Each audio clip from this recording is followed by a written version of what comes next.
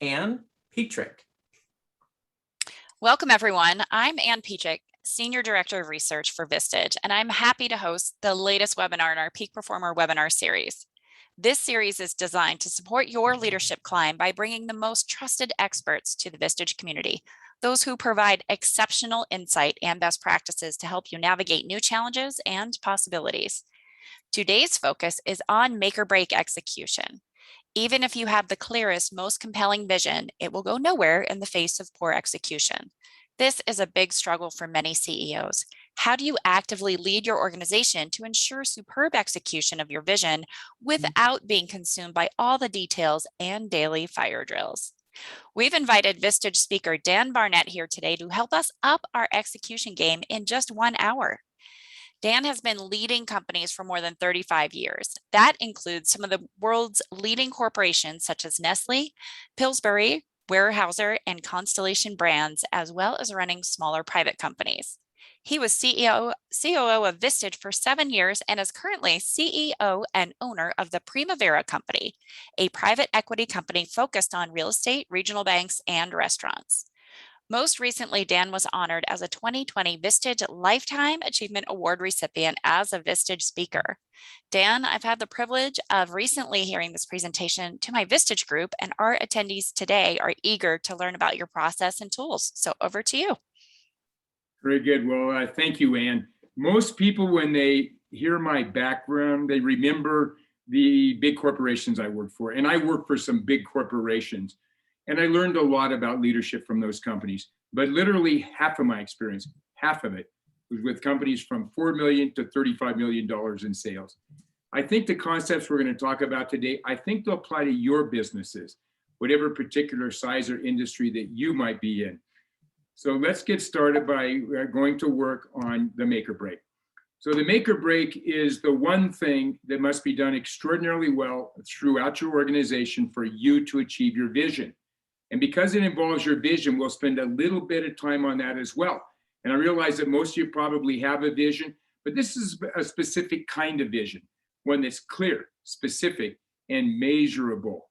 Once we know where you're going, we have a vision of the future, and we know what your make or break is, which is really your core strategy. How do you make that happen in your organization the way that you want to? How do you execute it well? So I want to get started by having you take a look at a video. Now, you'll enjoy this video. It's short. It's takeoff on the running of the bulls in Pamplona, Spain. Everybody familiar with the running of the bulls in Pamplona, Spain? And it's very funny, but it has some amazing leadership lessons in it. And many of them relate to what we've just been through the crisis. And that affects a lot of people's make or break. So I want you to at least think about that as we go through it. So watch the video, and then we'll talk about it.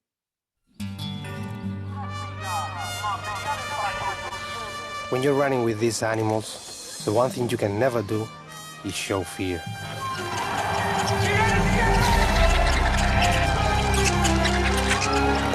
If you lose respect for the squirrels, you will have problems during the running. You have to be faster and quicker than the squirrels. You have to have very good reflex. You get confused because of the size, I think. They are small, I can manage them. No, that's not true, you can't. He perdido muchos amigos corriendo detrás de las ardillas. To beat the squirrel, you must think like a squirrel. As long as I have legs, I will run with the squirrels.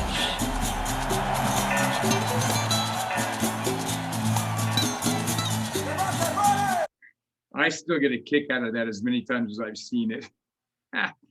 Did you notice that those little squirrels were tripping up those big lumbering runners? Why was that? Because they were more agile and nimble.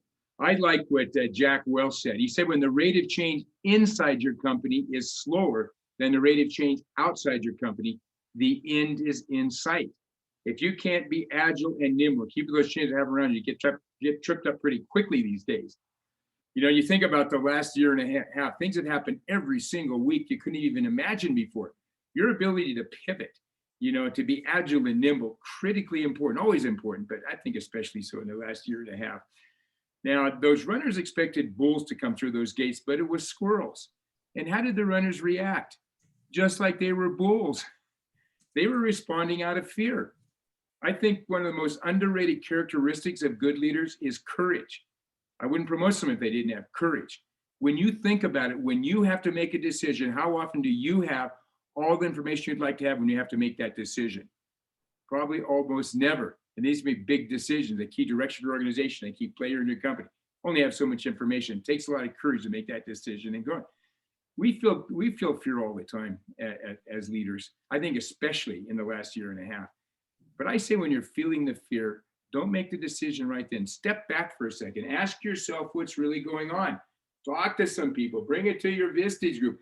Then make your decision. Do it quickly because you want to stay agile and nimble. But if you make the decision while you're feeling the fear, you're going to be frozen by that fear. You're going to overreact to it. You're going to over-respond or under-respond.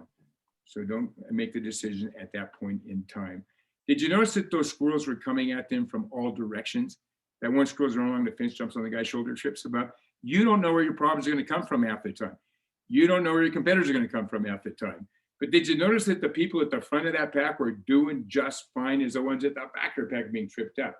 Get out front, innovate, try something new, do something different. If you're back with everybody else, that's where the commodity pricing is. That's where the problems will get you. It's at the back of the pack. You know, get out front, innovate. Innovation's always important, but maybe even more so the last year and a half. I like at the end where they say, as long as I have legs, I'll always run with the squirrels. It's a big message too. We all get tripped up by squirrels, but are we having fun? What about our organization? They get tripped up as well, but are they engaged? Are they energized? You know, in the end, it's really your people that create your success. And in today's world, how do you engage your people? How do you involve your people? How do you keep your people? How do you find new people? It's a whole new game. I mean, haven't you found that in life and in business that the bulls are actually pretty easy to spot and to dodge? That a lot of times it's the little things that really trip us up. For example, have you ever come to work on a Monday morning, all intent on working some really big, important thing? By 9 o'clock in the morning, you're up to rearing alligators. All day long, that's what you end up dealing with. Monday can turn into Tuesday, Wednesday, sometimes weeks, even months go by, you look back on this big, important thing and you go, I never made that much progress on it. Ever had a Monday morning like that? Like maybe every Monday morning and Tuesday? You're not alone. When I was at Vistage, we did a survey of all of our members around the world. We asked them a question. We said, what are the biggest pains and challenges that you have leading an organization? Top 3 in every single market around the world was staying focused on strategic things and not being distracted by these urgent daily crises. I almost spend my whole day on every day. Something we all struggle with as leaders. We will spend some time in that today. How can you not be tripped up as much by the squirrels in your life? So we're going to go to work on your make or break. So remember, the make or break is the one thing that must be done extraordinarily well throughout your organization for you to achieve your vision. Now, I know you're probably all sitting there thinking, in my company, we got to do lots of things well. We're going to achieve my vision, maybe 3 or 4, maybe 5 or 6. I don't argue that. I think that's true in every company. You have to do lots of things well if you're actually going to achieve your vision. But I think if you thought about it, I think you put your finger on the one thing, if you did it extraordinarily well throughout your organization, that would most cause you to achieve your vision. I think there's great power in knowing what that is from an executional standpoint. So we're going to go to work on that in just a minute. Before, I'm going to tell you several stories from my own experience. Each story emphasizes what I think makes for a strong make or break and what to look for when you look for a make or break. But as I go through these stories, be thinking about your own company, of all the things you have to do well. And you do have to do lots of things well. But what's the one thing, if you did it extraordinarily well, that will most cause you to get to your vision? Be thinking about that as we go through these different stories. Now, before I tell you the first story, I want to ask you a question. So do you view yourself as passionate and inspirational? Either yes or no. How many people say, yes, I view myself as passionate and inspirational? You know, I think a lot of hands go up for that, all right? But most of us, when we think about passion and inspiration, I think we think of this Tony Robbins kind of charismatic stuff that he does. My experience with leaders, it's almost never like that. But you talk to a good leader for 2 minutes about where they're going, what they're trying to accomplish, how they're going to make the world a better place. The passion is always there. My experience is it's almost always understated. You know, when it comes to inspiring people, who do you think you can most inspire? I would argue the only person you can really inspire is yourself. But if you're inspired by yourself, It spreads to everyone around you. That's the way you inspire other people. Be inspired by yourself. So this first story is about bringing passion and inspiration to your leadership of your make or break. I have learned that purpose-driven, passionate people create amazing outcomes. And this first story is about that. When they asked me to be president of Bandy Camps Frozen Foods at Pillsbury, I think maybe the best way to describe me is that I was young and dumb. I was the youngest officer in the history of that company. When I found out what their vision was for this business, I thought I might be the shortest tenured officer in their history as well. Because they recently acquired this company, spent $105 million to do it. They did it for a reason. They want to become the #1 brand of frozen fish in the US. The problem is this was the distant #3 brand. The #1 brand was Mrs. Paul's, owned by Campbell's Soup Company. Terrific company, lots of resources. They were almost 3 times our size. They had a 28 share market. We had an 11. #2 brand, by the way, was Gordon's, owned by General Mills. Many people consider General Mills to be the greatest food company ever. And they were almost twice our size, 21 share market. Didn't know what to do. We thought maybe if we could figure out what mattered most to the consumers, the people that actually buy the product, maybe we could find something we could focus in on to make progress against these big, tough competitors. We did a big study. It's called the segmentation study. We get back the results of this study, and it says when it comes to fish, there's only one thing that matters, and that's freshness. We're looking and we're thinking, that's really right. And we started thinking about Mrs. Paul's and Gordon's. They're all about crispiness, crunchiness, tastiness. Nobody is trying to own freshness. It's far and away the most important thing. So we're thinking, man, if we could own that, maybe we could make some progress in these big, tough competitors. Brought that to the organization and brought it to them with some passion. And it wasn't this kind of passion. They got it right away. They're off doing what they had to do. I remember it was about 3 weeks after that, my head of purchasing came to me, a gentleman by the name of Bill Diederich. He says, Dan, there's this new fleet of factory ships out on the Bering Sea. They're brand new.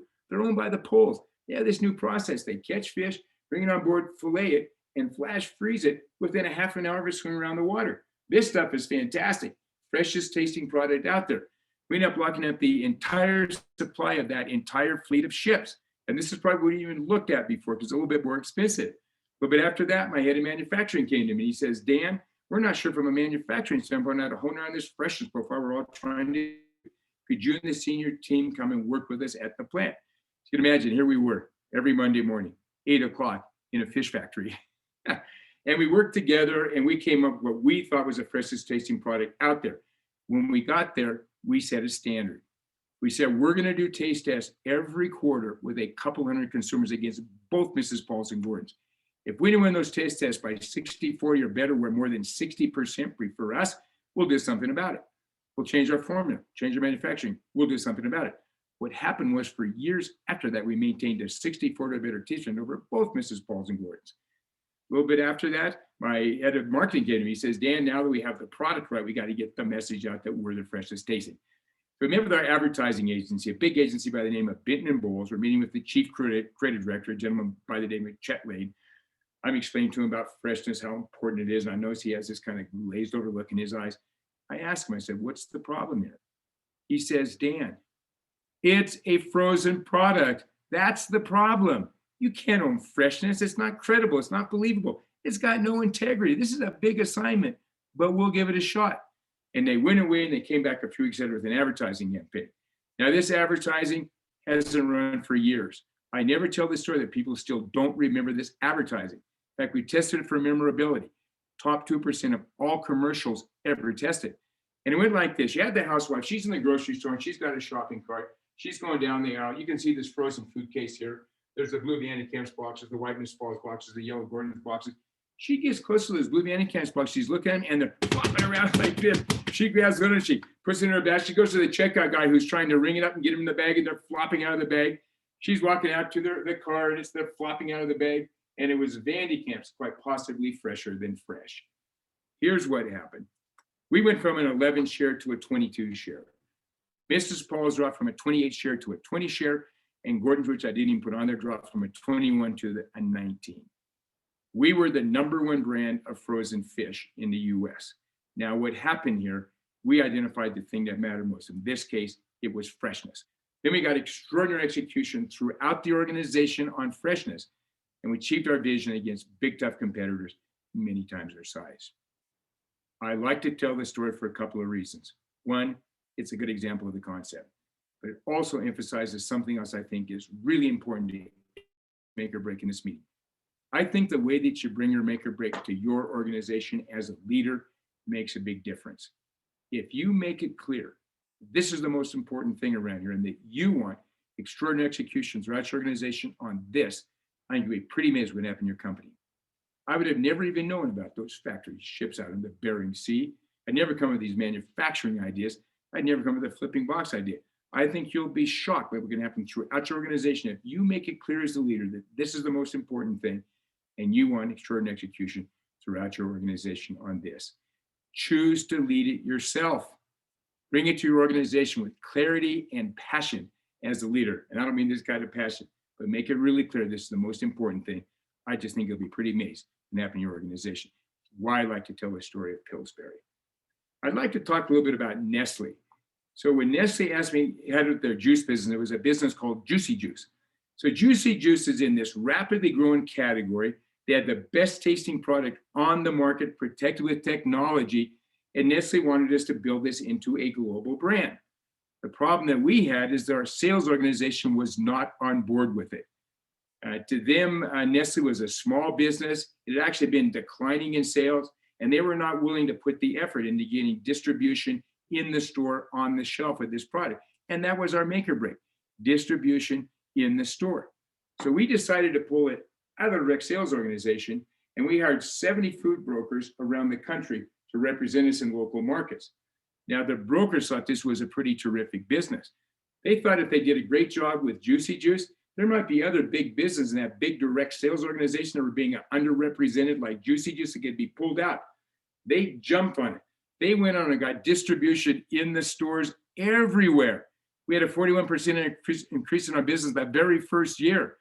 And then over the next 3 years, we went from 63 million to 172 million in sales, tripled our size. We were now the #1 brand of 100% juice products for kids in the US. All right, so we could then expand it globally, which is what Nestle really wanted to do. Interesting thing about this story, I almost got fired for moving it to the broker network. And it wasn't because it was a bad decision. Look at what happened. It was a good decision. Tripled our size. Now we can expand it globally. You know, it's what we wanted to accomplish. It was a good decision. I learned something a long time ago, and it's this. I think the trash heap of failures is littered with people that are right. You want to be right, but you want other people to see your rightness. I wasn't doing that. By the time the head of that sales organization found that I'd hired those brokers, we'd already signed the contracts. He wanted to have me fired.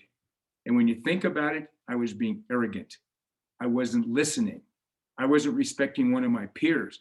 I wasn't being a team player. I was not trying to engage my organization. I wasn't doing any of the things that Nestle wants to see from their leaders. But I learned from that. I changed the way I did business forevermore as a result of that mistake. I talk a bit about my mistakes.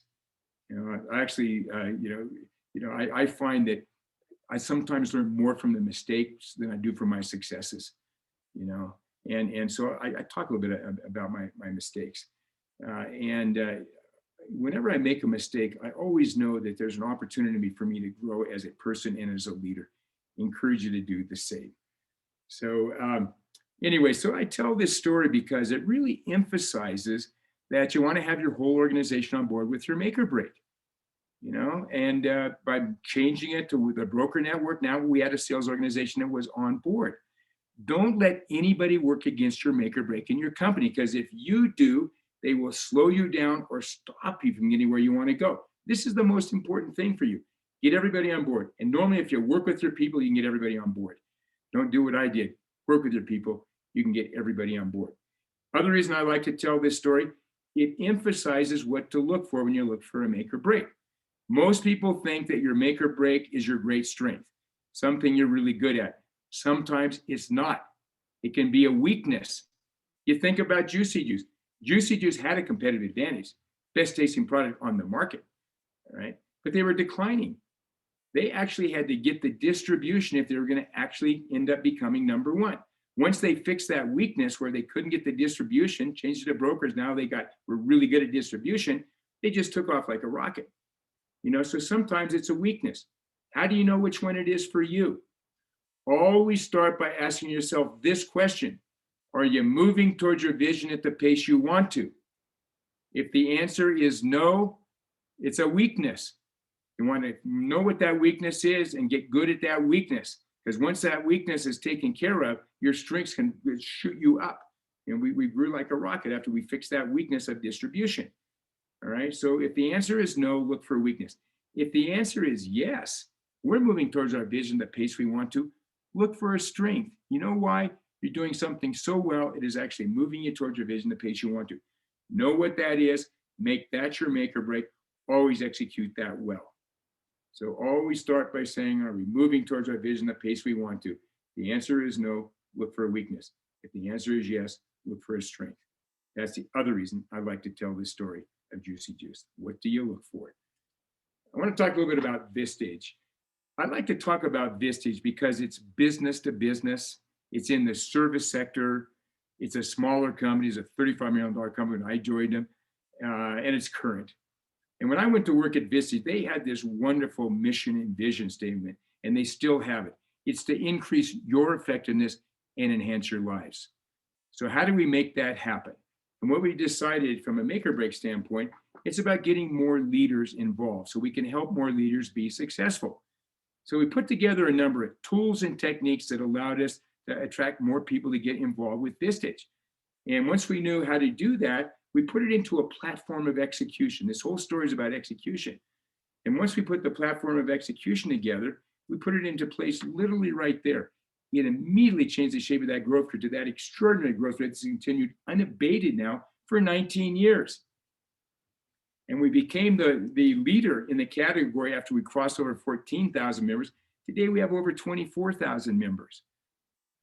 So I'm not going to spend any time on this right now, but in a little bit, I'm going to show you some of the tools and the techniques we use to get extraordinary execution at Vistage, because I think it'll apply to any company. One more story before we go to work on your make or break. I like to tell the story of Richard Sands, Constellation Brands. Richard took over this company from his father. His father started this company. This is a family-controlled company to this day. He had a vision to become the world's largest wine company. At the time, Gallo was the world's largest wine company. Gallo was 5 times the size of Constellation. And they were headquartered in Rochester, New York. Constellation was headquartered in Rochester, New York. So they knew that their make or break was going to be acquisitions.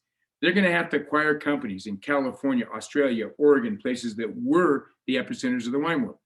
Richard brought this to the company, made it really clear. To really understand this make or break, you have to understand Richard Sands. This is a story about self-awareness and the importance of that in leadership. And when you understand Richard Sands, you start to know things like this. He was a mathematical genius.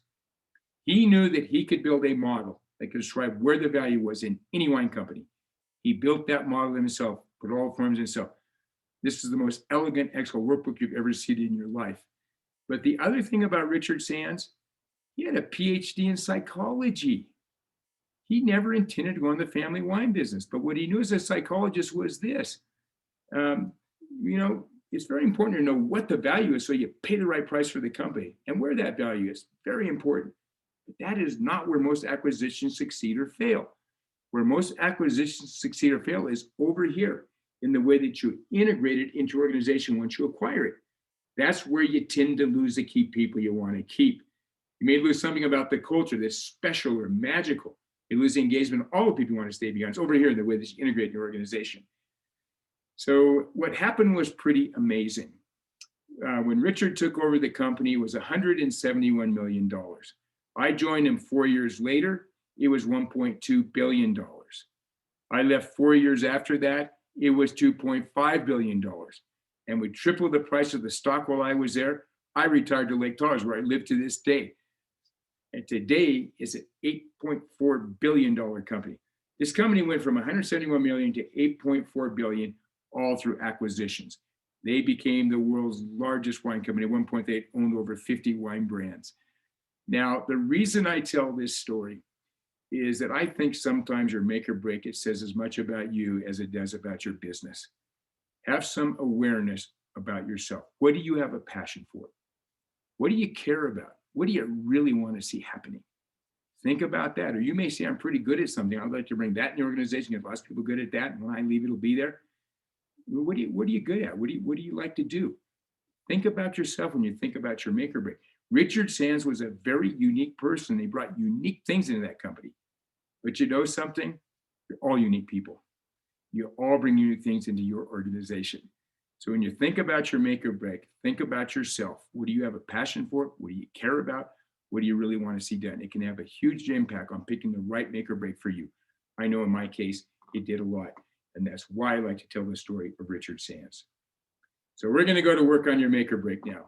So where you always want to start with your make or break is the vision, because it drives off of the vision. Now, I'm going to encourage you to put together a vision that is clear, specific, and especially measurable. All right. If you can make it measurable, you can show progress towards it. We're here today. We can measure the progress. We're going to be here tomorrow. And if you can measure progress toward it, as you show your progress towards it, it builds energy because people can see they're doing something important, and it builds confidence. You get all that if you can make it measurable. So if you have a vision that's something like, we're the best at this, well, what does the best mean to you? How do you know you're the best? Convert it to what you mean by the best. If it's market share, put the market share in there. Whatever it is, figure out a way to measure. We want to make the world a better place. Well, how can you measure progress towards that? You know, well, if we can help 1 million people, that make the world a better place, whatever. So decide how to measure the progress towards it. All right. So clear, specific, and measurable vision. When you put your vision together, think about that. And your make or break, this is your core strategy, the most important strategy for you. And the way you want to think about this is, are you moving towards that vision at the pace you want to or not? And if you're moving towards that vision at the pace that you want to, pick a strength. If you're not moving towards that vision at the pace you want to, pick a weakness. So for the make or break, pick a strength or a weakness, depending on whether or not you're moving towards that measurable vision at the pace you want to. Okay. So I want to move into execution right now. And I like what Sun Tzu said about execution. Does everyone remember Sun Tzu? He's the famous Chinese general who wrote the book on strategy called The Art of War. To this day, that's considered to be one of the greatest books ever written on strategy. And what Sun Tzu said, he said, weak leadership will destroy the finest strategy, while forceful execution of even a poor strategy can often bring victory. Now, this is the guru of strategy. And he's saying it's execution that trumps. So how do we get extraordinary execution? I want to talk about 3 concepts today. One is the development of a value chain. It's a great way to get predictable results in your company. I want to talk about a weekly forward-facing dashboards. Most of the metrics we use to run our businesses are backwards-facing. I want to talk about forward-facing dashboards. And then I want to talk about rapid action teams, which is a way to be constantly making course corrects to stay on track towards your vision. Do with a lot of innovation, a lot of fresh thinking to be agile and nimble. Talk about each one of these concepts. I'll start with the value chain. There's a lot of gurus out there that have written a lot of books on how to be successful in business. I think there's a common thread that runs through a lot of those books, and it goes like this. To be successful in business, focus yourself and your organization on results. Have you heard that? I have. I say the gurus are wrong about that. There's a huge problem with results. By the time something is a result, it's over. If it wasn't the result that you wanted, you're scrambling. You're behind the 8 ball. To use a farm analogy, horses are out of the barn. Hard to get them back in at that point in time. Value chain concept a little bit different. What the value chain concept says, it says it's really action that creates results. A value chain is defined as a series of actions that creates value. When you put activities into a value chain, they become leading indicators of that result. And the reason for that is that activities look forward. You do an activity today, you get a result tomorrow. Activities always look forward. Activity today, result tomorrow. Whereas results always look backwards because they're over by the time they're a result. Okay. So we're going to work on your value chain here in a second. I want to make this concept as clear as I can. I'm going to give you an example of a revenue value chain. I do not want you to do a revenue value chain. I want you to do a value chain for your make or break, whatever that is. But I think you all have revenue. I think you can relate to this. Where you start with any value chain is with real world activities. In the case of a revenue value chain, you see what real world activities cause sales to happen. By the way, it's different for every company. Some companies, the sales process, certain number of contacts, certain number of meetings, certain number of bid opportunities, do some cross-selling, referral selling, causes sales to happen. A lot of companies, not that at all. It might be staffing. If you were a law firm, you wanted to double your sales, what would you have to do? You're going to have to double the number of attorneys. It's all about staffing. A lot of construction companies, about pricing and estimating that activity. You know, be on every bid opportunity that you want to be on and turn around a really high quality bid that's low enough to get the business and high enough to make money, everything. Sometimes it's the use of third parties like a Juicy Juice. A lot of companies, it's all about developing new products that they drop onto the market on some schedule, cause their sales growth to happen. Might be geography. You're the largest in your market, you want to go global. Could be new market segments. Take your existing service or product, go to a different class of customers. Whereas if you're doing a revenue gotcha and you'd say for my company, what real world activities cause sales to happen, different for every company. I'm going to give you a real world example, Nestle. So remember at Nestle, the whole idea here was getting distribution in the market. That was our make or break. And so we identified how we could do that. And it goes back to the hiring and development of brokers. Okay, so we measured that and we came up with 9 activities that we thought would actually cause us, you know, to get the increased distribution and growth in sales we expected. So like, for example, analyzing available brokers and hiring a broker. Those are 2 activities. All right. And because we measured that, I knew exactly what would happen if we hired a new broker. If we hired a new broker today, I knew that 6 months from today, after that broker was up and going, our sales in that market would go up by 50%. And then at the end of the year, go up by 100%. And then after that, it'd go up even more. If I hired a new broker today, I knew exactly what was going to happen with our, you know, with our sales in that market for years afterwards. I could put a plan together. I could say in January, we're going to hire 10 brokers. Now, if we only hired 7 brokers in January, what do I know? I know we're going to be short. We're going to be short what? We're going to be short in 3 markets by 50% in sales. That's how much short we're going to be. And when are we going to be short? In 6 months, because it takes 6 months to hire a broker and get them up and going.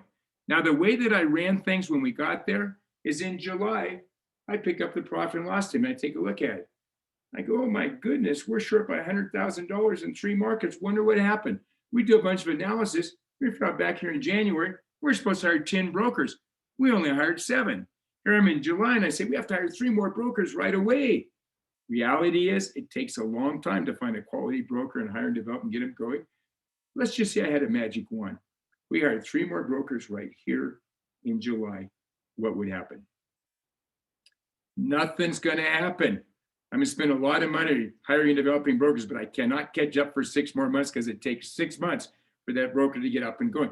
I'm going to be short in those 3 markets by $50,000 every single month for the rest of the year, plus the growth that we've gotten out of those groups. I'm going to be short a lot of revenue by the end of the year. What happened was this. I blew my plan in January. I found out about it in July. I cannot catch up till next January. Now, 6 months is a fairly long cycle time, but it's 1 month, 2 months, whatever it is. If you're looking at results, you're going to be behind it scrambling. If I had a value chain put together, I would have picked up my activity report in January. I'd looked at it. My goodness, we're supposed to hire 10 brokers. We only hired 7. We better do something about this right away. Now I have the whole year in front of me to correct it before I'm blown out of water for the year.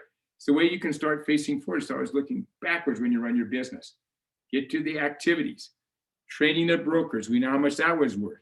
You know, so that was one of the activities. Incenting brokers. We know what that was worth. You know, putting together retail promotions to get more distribution. We knew what that was worth. You know, retaining a broker. You know, if you lose a broker, it's going to take you 6 months to get it fixed. It costs you a lot of money. All right. So these were the activities that we needed to do in order to, you know, get where we wanted to go. Okay. That's a real live example. Now, once you've figured out what the activities are, remember I said there were 9 at Nestle. Once you figure that out, you want to put it into a dashboard so you can make sure that those activities are happening at the pace they need to. This is what I call a forward-facing dashboard. The reason this dashboard is facing forward instead of backwards, instead of just having the results, all right, it has the activities. And by the way, the results are very important. In the end, it's all about the results. But you'll only get those results if you do the activities that will cause those results to happen. So when you look at this dashboard right here to the right, you see the team members' perspective. Those are the actual activities that those team members do. If they do those activities, they will achieve their team KPIs, key performance indicators. All KPIs are results that all look backwards, all right? But they want to achieve those KPIs, and they will if they do those activities. If the teams achieve their KPIs, then the company will achieve its vision and strategy, everything we've been talking about. And this is a dashboard where you can track to be sure those activities are happening in your company the way you want them to. So when you build your value chain, I would suggest doing it like this. Write down what your make or break was. You'll be working on that. It'll be a strength or a weakness for you. Write it down. And then just begin to list the activities that you think will cause that make or break to happen. Activities are things people actually do. Most companies end up with somewhere between 10 and 20 activities that they want to track to stay on their make or break. All right. So you want to get an opportunity to actually list those activities and then make sure that those activities are happening by tracking them, in a dashboard, that those activities are happening at the pace they need to. That'll cause you to achieve your make or break. I'd like to have you look at another video. I think you'll enjoy this video as well. It's also very funny, but it has great lessons that relate to the value chain. So watch the video and we'll talk about it.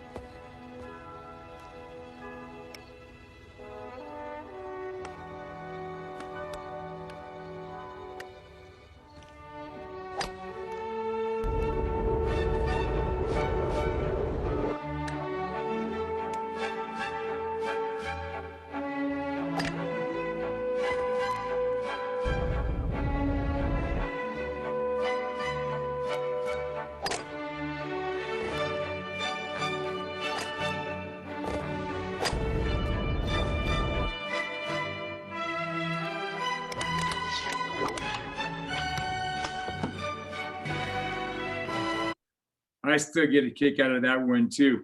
Did you notice that Tiger walked up on that tee box, said nothing? A couple people started following him because they could see he was good at what he was doing, and then it spread right on down through the whole organization. Roll up your sleeves, be a part of it. People see you know what you're doing, they will follow you. What happened when he walked away? Everything fell apart. Maybe you need to train your people to do it when you're not there, or hire the kind of people who can do it when you're not there, or put reliable processes in place when you're not there. Otherwise, you're gonna have to be there all the time. For me, one of the biggest messages I get out of this, I think we underestimate the impact we have in our organization as leaders. We do not feel it the way our people do. The energy changes the minute you walk into a meeting. People are paying attention to everything you do in a meeting, all right? And so, we have much more impact than we actually realize, all right? So I call this extraordinary execution at the detail level. So how do you lead the make or break yourself with all the things that you have to do? Two things I'm going to suggest here. One is develop a forward-facing dashboard for your make or break. So finish that value chain. Once you get those 10 to 20 activities, put it into a dashboard. Know how often you have to do those activities. Track it. Make sure it's happening. Great way to empower your staff, bring real accountability in your organization, real clear expectations. Great things to have. And then rapid action teams is all about making course corrections to stay on track towards your vision. Do it with a lot of innovation, a lot of fresh thinking to be agile and nimble. I'm going to start with a forward-facing dashboard meeting. I'm going to encourage you to have a forward-facing dashboard meeting every week in your company. Concept here is this: if you get 2% off course with these activities that are so important to your future in a week, you can be 20% off course by the end of the month. It's much harder on you and your organization to make these 20% course corrections versus 2%. Have these meetings weekly. Don't let yourself get more than 2% off track. Hold people accountable in these meetings. One of the keys is for you to be there. All right. You want to show up and then have your key staff in there. You want to involve your whole organization in your make or break, and then have people report out on their area of responsibility. So at Nestle, if somebody's responsible for the hiring, developing of brokers, they would stand up and say, we're supposed to hire 10 brokers, we only hired 7. We're supposed to hire 10 brokers, we hired 12. They will report out on it. So that's really pure responsibility. People that have to report out on these activities, they're going to stop doing something else that's less important, the alligators and the squirrels and all these other less important things, that every week they're going to make sure they're doing the most important thing in your company. And that's what you want to see. Keep these meetings short, 30 minutes or less. One of the keys is to start and stop on time, and I would encourage you as the leader to start and stop this meeting because that establishes you're leading it in your company. And then don't solve problems in this meeting. You will solve the problems. That's what the rapid action teams are for. Wait for that. Do not solve the problems in this meeting. You would be shocked by how much you can get done in 30 minutes of your time if you set up a meeting this way. All right, you get through an awful amount as long as you don't solve the problems, but you have people report out on what's happening in these important areas so everybody knows whether you're on track or not. This meeting is only about accountability and clarity because you can ask clarifying questions, but don't solve it. Here's where you solve the problem, rapid action teams. This is immediate course correction. So when something gets off track, you have a rapid action team meeting and things always get off track. All right, keep these things short, 30 minutes or less. I'd have it right after that first meeting. You're doing this every week. You don't have to solve every problem. Solve one or two. You can solve a different problem next week. Emphasis in this meeting is on innovation, fresh thinking, coming with new ideas, trying new things. And I think most importantly, require action by the next meeting. You will be shocked by the new things that happen in your company, all the innovation, all the fresh thinking will go on. If every week you look at these activities that are so important to your future, it requires somebody to try something new by the next week, get back on track. You'll be amazed at all the new things that happen in your company if you do this. Okay. So the thing here is finish that value chain. If you do the value chain properly, it'll get you to your make or break happening, track it, and have people report out on it. So it's a process that keeps everything on track and everybody knows you're doing the most important things week in and week out in your company. I'd like to show you a couple of dashboards and then we're going to wrap things up here. So I like to show this dashboard because it's a simple table in Excel. It's very simple. Anybody could build one of these things. And this was highly effective from day one. These do not have to be sophisticated. They can be, but they don't have to be. Now here's the sophisticated dashboard, which I showed you earlier. All right, works the same way. There's the activities to the right, all right, and then your team perspective in the middle, and then the company. So the first two are results, and then the activities are on the right, all right? So you're tracking, it's a very sophisticated, not necessarily any more effective than the first chart, okay? A lot of people send me their dashboards. I love this one because it shows a small company. This is a $6 million company build this beautiful dashboard, you know, and you know, you can build your dashboard, whatever you're doing. Here's some dashboard resources. The ones at the top are tutorials on Excel. Just want to build an Excel, you know, look at that. It'll help you figure out how to do that. All the mid-level tools, they're all cloud-based. It requires no equipment. These people are incredibly good at what they do. They can build the most beautiful dashboards you've ever seen in your life. Most of them are user-based. If you don't have a lot of users, not that expensive. If you have an awful lot of users, it could be more expensive, but generally not too bad. The bottom things are just CRM system. So if you don't have one, you need one, you could look at those, but they're very expensive. They're very hard to implement. So if you don't need those, stay away from those. I want to make another point. This is just as effective with third parties as it is inside your organization, with suppliers, distributors, brokers, remote locations you may have. So if you have any of those and you want to affect them, if you put it into a dashboard, the activities that you want them to do, put it into a dashboard, make it visible to them, you will change their behavior. It is just as effective with third parties as it is inside your organization. So let me wrap it up by asking you a question. What works better for you? Is it to do something about right now or do something exactly right later? What works better for you? How many people say about right now? Yeah, most people say about right now. There's nothing wrong with exactly right later. The only problem is that's perfection. If you're waiting for that, there's a pretty good chance you're not going to do it. You know, I say get started with it. It may be about right when you first start. In fact, it may be crude and ugly like ours was a lot of the time. Get started with it. Start with the leadership items. Get really clear about where you're going. I think all good performance starts with clear direction. I put all those things we talked about earlier into your vision. Make it clear, specific, and measurable. Then show progress towards it to build energy and confidence in your organization. Then know what your make or break is. More importantly, choose to lead it yourself. Bring it to your organization with clarity and passion as the leader. I've given you 3 tools to get extraordinary execution throughout your organization. I would encourage you to use all 3 of these tools. The value chain concept, that'll get your organization facing forward. If you put real activities in there, you will be facing forward. Then the weekly forward-facing dashboard meeting, That'll make sure that you and your organization are doing first things first, week in and week out in your organization.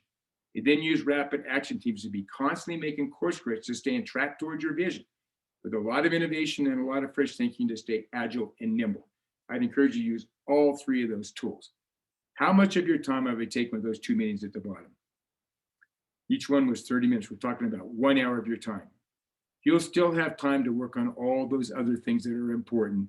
But the key thing here, make sure your organization is focused on the most important thing, week in and week out in your company. I find that that's where organizations get off track. You get so involved with the alligators and squirrels and all these other things that are seemingly really important, and they are, all right, that you and your organization don't focus on the things that matter most. Today, we've been talking about vision and strategy, because you can think of your make or break as your core strategy. We've been talking about tools and techniques that you can use, keep your organization focused, accountable, be constantly solving new problems and trying new things. And when you think about it, this is no vision too distant. This is no detail too small. You can use this to bring a lot of that combination into your organization and do it in a way that can raise the level of energy and the level of play in your company. It's really the message I wanted to bring today. I don't care how distant your vision may be. I think if you do this, I can achieve it. And I'll leave with that as my thought. So we're going to turn it over to questions right now. So I'm going to stop sharing here. And Ann, if you will come on and let me know some questions that may have come up, and I'll try to answer them as best I can. Yeah, absolutely. So I just wanted to start with, I really love that broker example when you talked about the number of brokers that you need. And you talked about when you have that realization and understanding the impact, is there any validity to improving the productivity of the brokers in that example by evaluating their activities versus looking for more brokers? Or is that kind of cheating the value chain concept? No, I mean, I thank you for that great question. Remember when I talked about third parties? Mm-hmm. So we would identify the activities we wanted our brokers to do, and we put it into a dashboard and made it visible to them. So what they were doing were activities that made them very effective. All right. If we didn't do that, they didn't necessarily know how to be really effective with us, but we knew what it was. And so we put it together and made it visible to them. You can even recognize and reward the brokers for doing those activities. Mm-hmm. You know, you can give them bonuses. You can make them a master broker. There's lots of things you can do with it. Once you identify what those activities are and you're tracking them, let them know they're being tracked. People want to be successful. They will work hard to do what makes them successful. So absolutely. Does that answer your question? Yeah. Do you ever rely on them in that situation to come back to you with ideas about, what they can do to improve that process, new activities that you hadn't considered? Yeah. And so they come up with a really good idea. Hey, we're having great success in this market. We did this. We might put it into our dashboard. Okay. Try to get everybody to do that. So they learn from us, we learn from them. And, by doing that, now you're all working together. The whole thing of everything that I talk about here is getting everybody on the same page, working together. All right. So they're part of our organization now because they're our brokers, but they also represent a lot of other companies. We want them to focus on the important things. All right. And so that's, so absolutely. Okay. And the same would apply for a direct employee, right? If they have ideas or they figure out ways that it's a good give and take. Great. Well, my whole story about involve your organization, where I almost got fired for not doing that. I learned involve your people, engage your people. I'm not giving the answers. They're giving me the answers. I'm not going to them and saying, here's our make or break. Let's go do it. I did that at one point in time and I was wrong. Get them involved. Let them help you figure out to make or break. They're the ones that should be building those value chains, those 10 to 20 activities. They're going to come up with that. You're the one that's going to direct them. You're leading it. I'm not talking about doing it. I'm talking about leading it. So if you lead it and tell people this is what you're looking for, it's what you want them to work on, they will figure out what those activities are, and they'll help you figure out what the make or break is for your company. Okay, great. So if we go back a step further, then if a leadership team is actually challenged on new directions, what tools and suggestions do you have to facilitate consensus on a new vision? Yes. So this goes back to the leader and you having passion for what you're doing. And if you really believe in it, you really want this to happen, it would make you happy. You're going to figure out how to make your case. all right? And you're going to go to your people and you're going to say, look, this is what we need to do. This is our make or break, all right? Here's why. You take the Pillsbury example. We talked to 1,000 customers. They said the single most important thing is freshness. So I had to make my case. If we wouldn't have done that, remember, I was very young at that point in time. They wouldn't have necessarily followed me. I was younger than most of them, all right? And it's like, why would they listen to me? But we actually, I could make my case. The consumer said, this is by far the most important thing. So you're making your case. So it could be research. It could be just that your knowledge of the business and what works, making your case. And generally speaking, people will get on board. But in the end, if they don't get on board, with where you're going, you need to deal with it.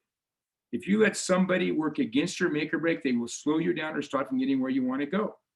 You want to get them on board. I'll make a suggestion to everybody. So you want to get everybody on board? Don't go for agreement. It's too slow.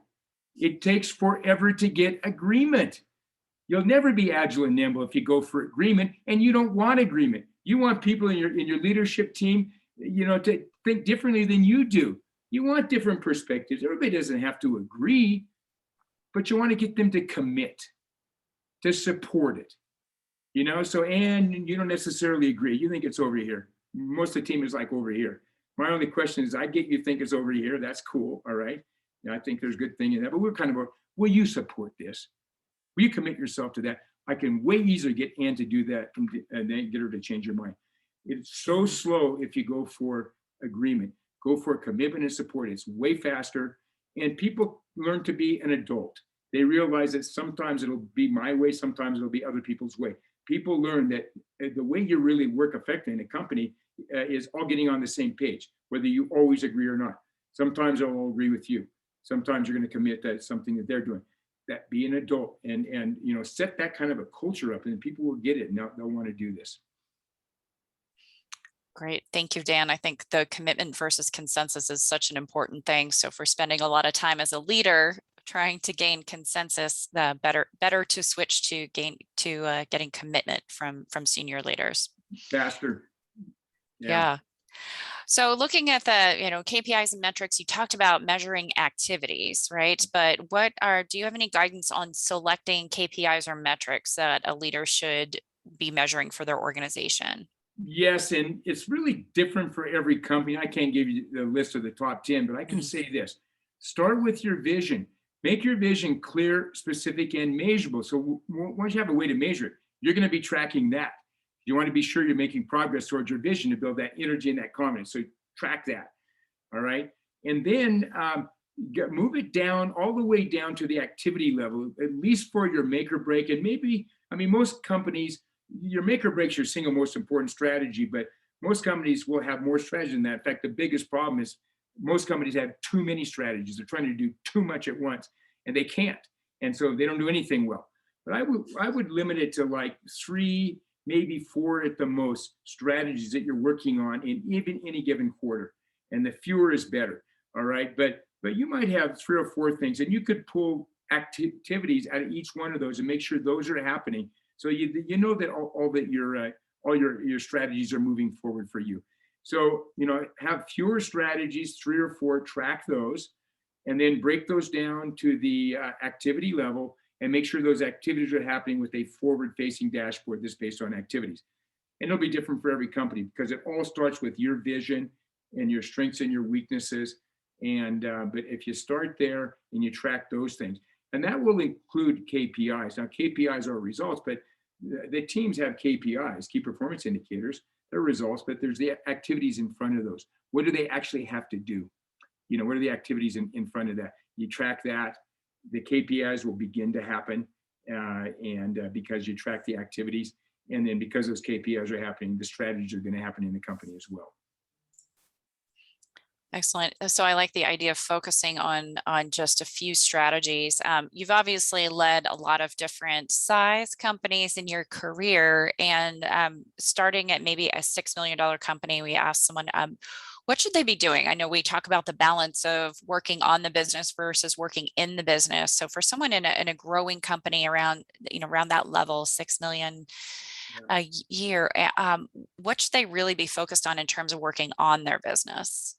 So the reason you end up working in your business is because you're focusing on the alligators and squirrels every day. You're trying to do too many things. You haven't developed a strong team, so you end up having to do it for them. This is what gets companies in trouble, whether you're actually large or small. It can be a big problem, all right?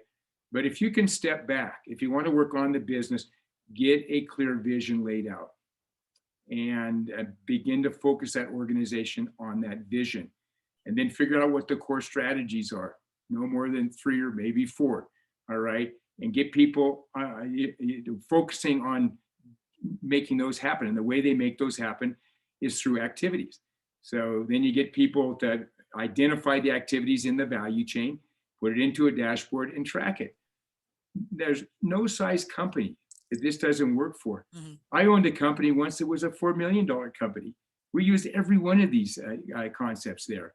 And I used them just as much with a $2.5 billion company in the case of Constellation Brands, you know, or a $2 billion company in the case of Nestle Beverages. So it doesn't matter the size of the company. Leadership is leadership. Providing direction is providing direction. Building up your organization is building up your organization. This is the same whether it's a small company or a large company. And so I would say everything we talked about today applies just as much. Now, if you're a small company, maybe you just build a simple table in Excel. You know, you can still track it. It still works.